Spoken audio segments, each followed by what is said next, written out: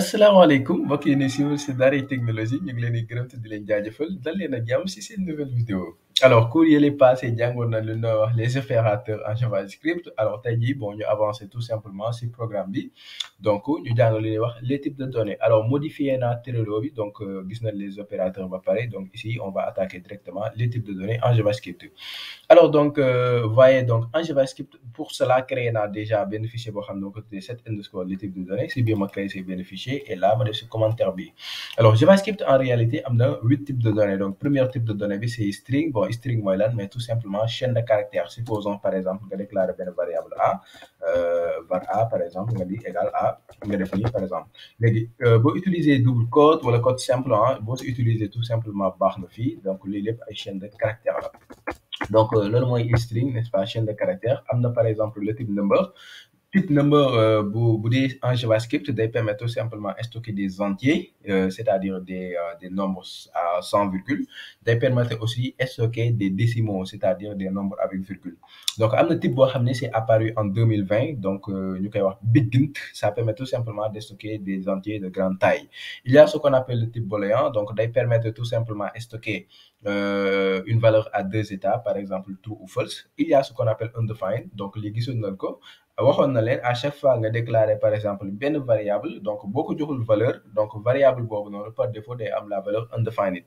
donc am na aussi nul donc alors faites très attention à ce niveau là parce que nul et undefined c'est pas la même chose donc nul en réalité n'est-ce pas développeur bi moom mooy jël par exemple précaution pour déclarer benn variable pour dire que cette variable là est égale à nul bon supposons que par exemple ma déclarer benn variable a ma ni var a est égal à nul dans ce cas qu'est-ce que je veux dire tout simplement que parce que nul ça marque une absence de valeur en fait donc si je fais comme ça par exemple ma def par exemple var a est égal à var a est égal à nul lu ma bëgg a wax fii mooy tout simplement a amagul valeur en fait defaguma fi dara donc nul ça marque une absence de valeur c'est là exactement la même chose parce que undefined aussi ça marque une absence de valeur tey jii boo déclarer par exemple benn variable par exemple b boo si deful dara undefined lay doon ça veut dire que tout simplement variable b boobu amagul dara lii aussi boo ko defee lu muy signifier mooy variable a bi amagul dara donc la différence entre undefined et nul mooy nul programme bi moom mooy jël par exemple moom mooy jël def directement si variable bi undefined bu dee defoo affectation de valeur par exemple bu dee defoo lii wala par exemple bu dee defoo lii donc programme bi moom mooy jël par exemple valeur undefined dugal ko si B par contre fii développeur bi si boppam moom mooy jël par exemple valeur nulle parce que nulle est une valeur daal di koy dugal ci variable A maintenant faites très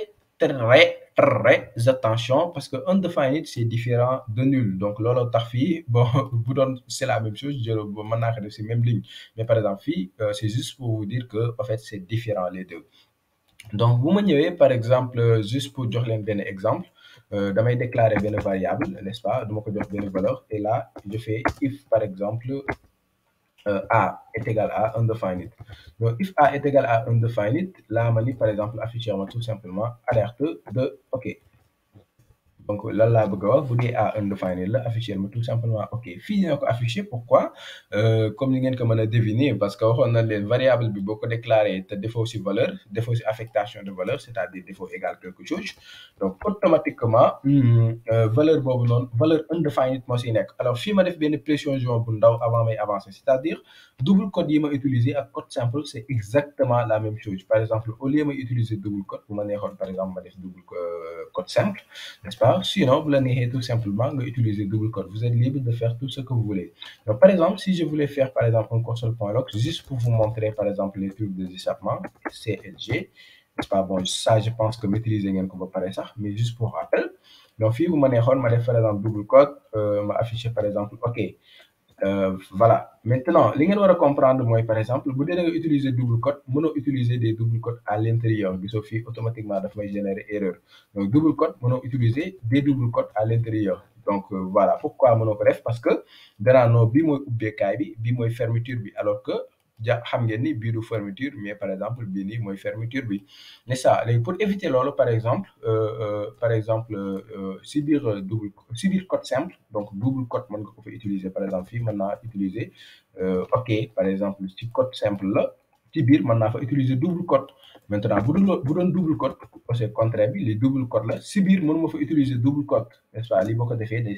signaler erreur donc lii mënul nekk donc li mën a nekk par exemple mooy si double code nga def fa par exemple code simple loolu c'est la notion par exemple de d'échappement. Alors donc fii damay bàyyi console.log bi juste pour voilà pour ce truc là donc loolu la ñuy échappement. Alors donc fii day afficher console.log ok da koy afficher carrément donc juste pour vous le montrer donc fii mënoon naa ko remplacer sax par alerte pour éviter def des trucs donc je fais directement alerte. Donc ma lancer par exemple fichier bi donc ma ñëw fii clic droit ouvrir dans l'explorateur de fichier entrer automatiquement mu afficher ma ok yéen a ngi koy gis ni mu ko defee nii. Donc pourquoi parce que tout simplement valeur A bi en réalité c'est égal à undefined parce que joxuñu ko valeur mais fii bu dee da nga ko jox valeur par exemple ce n'est plus égal à undefined mais c'est égal à 2 donc fii ma actualiser jamais mu afficher message alerte bi. Alors donc ma bàyyi ko par exemple undefined léegi supposons ma def par exemple est-ce que A est égal à nul est-ce que selon vous yéen dina afficher message bi bu ma defee if A égale nul est-ce que dina afficher message bi wala du afficher message bi si pourtant dina ko afficher pourquoi parce que tout simplement nul aussi day marquer une absence de valeur donc fii bu dee da nga utiliser deux égales yi amul problème ak loolu JavaScript amul problème danaan d'accord bu dee da nga utiliser deux égales nul est égal à undefined c'est pourquoi donc fii bu ma ñëwee bu ma actualiser day afficher encore égal bi mais problème bi mooy bu dee dama si yokk 3 égales par exemple pour wax ko est-ce que A est égal à nul fii nag jamais au plus grand jamais mu afficher message d'alerte bi du la faale yéen a ngi gis nii parce que tout simplement daf lay wax ni la par exemple A nul est différent par exemple de undefined donc ça c'était juste un exemple pour wax leen que nul est différent de undefined et dafa am développeur yoo xam ne dañoo bëgg loolu dañoo bëgg ñëw par exemple est-ce que A est égal à nul voilà est-ce que A est égal à undefined n'est-ce pas donc ça je vous déconseille de faire ça à chaque fois ngeen di vérifier est-ce que A nul la wala undefined def leen tout simplement if A n'est-ce pas if A programme bi moo lay vérifier est-ce que am na valeur est-ce que undefined est-ce que dafa différent de undefined dafa différent ba léegi bu dee dafa am valeur donc uniquement si lay dugg par exemple si if bi quoi donc fii dafa du dugg pourquoi parce que c'est undefined yéen a gis on a le même résultat donc bu dee par exemple da nga ni par exemple if A bu dee A da nga ni A égale 2 if A c'est vrai parce que A am na valeur li ngeen war a comprendre mooy tout ce qui a une valeur est vrai tout ce qui n'a pas de valeur est faux donc loolu di ngeen ko comprendre bu ñuy jàng par exemple les booléens parce que booléen par exemple de 2 égale true booléen de 0 est égal à false parce que false on considère ça comme non valeur booléen de undefined égale 0 booléen de nul est égal à 0 booléen de 7 par exemple est égal à true parce que 7 c'est une valeur voilà donc dinañ ko gën a yaatal fii mu ngi affiché ok bi parce que tout simplement maintenant A am de valeur donc loolu laa leen bëggoon wan à ce niveau là donc fii yéen a ngi gis par exemple simple dina si ñëwaat object aussi bon je pense que dinaa joxe exemple tout à l'heure bon juste pour joxe des exemples alors fii damay déclarer des variables comme ça donc ça ce sont des numbers donc je déclare qu'est-ce que je suis en train de faire number alors donc ou bien bon ma def ko number comme ça hein. Donc lenn tamit man ngeen ko seetlu gisoo type yi nii yëpp dama ko commencer en majuscule donc c'est pas pour rien ma commencer ko en majuscule mais pour le moment j'entre pas dans les détails alors donc là je mets âge est égal à 16 si je fais ça donc li ma déclaré nii en réalité typam number la si je fais aussi par exemple âge taille est égal à 7.5 donc lui aussi type number la donc ma déclarer par exemple des chaînes de caractères ma def commentaire ma def string donc c'est juste pour wax leen jox leen des exemples donc là c'est très basique hein donc ma def par exemple color est égal à red par exemple lui aussi donc chaîne de caractères type color chaîne de caractères là n'est-ce pas ma def par exemple prénom là je fais par exemple Issa donc ici aussi tibam chaîne de caractère la ma jox leen par exemple des exemples booléens donc bu ma defee lii par exemple booléen booléen par exemple bu dee dama ñëw ma déclarer par exemple lettre A est égale à bon fii amoon naa variable A ma tuddee ko par exemple B donc lettre B est égale à true donc ma déclarer plusieurs valeurs en même temps par exemple au lieu may defaat lettre B et cetera donc damay def BC est égal à par exemple false n'est-ce pas donc ma def point virgule donc fii mën nga def loolu ah nga def benn lettre bi benn yoon nga koy utiliser nga déclarer autant de variables séparées par des virgules donc lii nii ce sont seen type ay booléen la ah donc mu ñëw fii par exemple déclarer bon peut-être un objet pour wan leen par exemple objet nan lay mel en tant que tel. Donc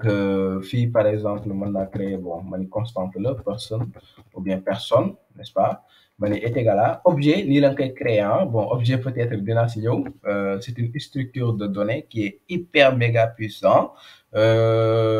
le moment venu dinaa leen expliquer carrément donc dafay permettre tout simplement comme ay variable la parce que en réalité loolu moo graaw si JavaScript il y a une manière par exemple yoo xam ni di nga permettre nga stocker ay données comme par exemple les variables comme par exemple les tableaux comme par exemple les cartes comme par exemple les objets donc moment bi nga xam ne dinañ gis tableau yi dinaa leen gën a yaatal par exemple si objets yi mais jàpp leen ni objets yi c'est juste des variables yoo xam ni daf lay permettre nga stocker plusieurs valeurs n'est-ce pas donc par exemple fii mën naa def par exemple nom donc nom bi ma ni valeur am lan la n'est-ce pas ma ni est égal à ça donc virgule gisoo ay valeurs yu bëri laay mën a stocké ma ni par exemple prénom donc kii bi Modou la par exemple à ce niveau là mën naa def virgule continue et cetera mais je m'arrête là donc par exemple supposons ma def bon benn tableau array object donc fii aussi bon parce que les tableaux ce sont des objets en fait donc je peux faire ici array object donc array en réalité mënoon naa def tout simplement object parce que les tableaux bu ma waxee array tableau laa si jublu donc les tableaux ce sont des objets donc fii mënoon naa def effacer lii tout simplement ma def const après mon tableau tableau yi bon jàng gun ko c'est un cours à part ne vous inquiétez pas mais pour le moment donc damay def tout simplement ceci lundi ma stocké si par exemple mardi donc bon je pense que ñaari valeurs yooyu rek doy na mais tableau aussi bon c'est comme objet la mën nga si stocker plusieurs valeurs donc tableau ak objet am na différence donc bu ñu demee ba si tableau yi dinaa si gën a yaatal par exemple en détail donc tey jii bon yi ñu déclaré yëpp mën nga def type of de ça pour vérifier parce que jàng daan type of pour vérifier par exemple et cetera donc pour peut-être jox leen beneen exemple date donc ma def fii par exemple ma déclarer par exemple date wala ma date est égal à new date aussi date yi aussi dina ko jàng ne vous inquiétez pas donc fii ma def 2023 donc tiré bon je vais utiliser la notation ISO 2023 année mois jour la donc troisième mois n'est-ce pas le peut-être 25 à ce niveau-là donc dañuy def justement des alertes type of donc fii par exemple bu ma defee alerte de bon lii dama koy commenter pour mu bañ a affiché wu donc ma defee alerte de type of de A donc fii damay effacer les doubles codes aussi donc ma def directement type of de A donc fii normalement number la ma war a afficher parce que A bi yéen a ngi gis il stocke la valeur 2 te 2 number la donc fii bu ma actualiser yéen a ngi gis number lay affiché donc même chose bu ma nee par exemple type of de âge n'est-ce pas type of de âge aussi number la war a afficher normalement yéen a ngi koy gis type of de taille aussi number lay affiché n'est-ce pas bu ma nee par exemple type of de color string lay affiché donc fii je reviens le color n'est-ce pas normalement ma actualisé yéen a gis string lay affiché alors donc peut-être tableau bi moo si gën a intéressant bu ma defee type of de mon tableau yéen a ngi gis par exemple object pour wax tout simplement que les tableaux ce sont des objets donc type of de peut-être date yéen a ngi gis par exemple il affiche aussi les objets donc en réalité ça c'est un objet donc les tableaux le type des tableaux c'est des objets le type aussi de ces dates là ce sont des objets donc en réalité donc loolu je pense que on peut s'arrêter là loolu laa leen bëggoon a wan voilà donc si vidéo bi bon peut-être juste pour terminer parce que tout à l'heure j'ai parlé de Bigint n'est-ce pas le type Bigint j'ai pas donné par exemple d'exemple à ce niveau-là mais donc jàpp leen par exemple que Bigint en fait nouveau type de données là bon bu nga xam ni c'est créé en 2020 donc pour stocker par exemple ay valeurs entières yu nganda donc voilà donc tey jii par exemple supposons ma déclarer benn variable x ma ne x est égal à big int ma def par exemple et cetera ma defi lu ma neex donc valeur bu ngand daal de toute façon donc fii ma def fi point virgule donc big int da ngeen ko war a jàppee donc day permettre tout simplement par valeur ngand yi mënoo ko stocker si number donc pour stocker par exemple si benn variable dans ce cas tu vas tout simplement utiliser big int donc ça c'est big int voilà Donc peut-être dernière chose en fait li ngeen war a comprendre mooy JavaScript aussi les types sont dynamiques hein. Donc types yi ngeen di gis yëpp ma leen wan par exemple number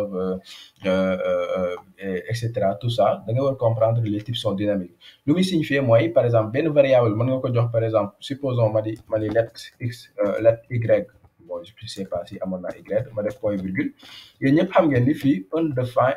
un défi nit lay contenir mais bu ma ñëwee par exemple ma ni y est égal à 5 automatiquement type bi day changer n'est-ce pas fii type bi day jàll par exemple selon valeur bi ngay stocké ci variable bi type boobu lay am donc fii nii boo defee type of de y n'est-ce pas number la lay jox donc fii bu ma defee type of de y lay jox tout simplement number fii boo defee par exemple nga changer nga def par exemple comment dirais-je jibi y nga stocké si jibi je vais faire ça donc type of de y fii daf lay joxaat string donc fii lu ma leen bëgg a wan tout simplement mooy en réalité en fait JavaScript les types sont dynamiques c'est-à-dire type bi mën na bëri fixe mën nga déclarer par exemple benn variable boo xam ne undefined la wala nga déclarer benn variable boo xam ne nombre la wala nga déclarer benn variable boo xam ne chaîne de caractère la mais après bon bu dee da nga écraser valeur bi donc valeur bi nga siy def donc automatiquement day changer type bi day changer quoi c'est pourquoi on dit que donc les variables ont des types dynamiques donc sama gars yi je pense que vidéo baa ngi commencé gudd je vais m'arrêter là ma jox leen rendez-vous si beneen vidéo incha allah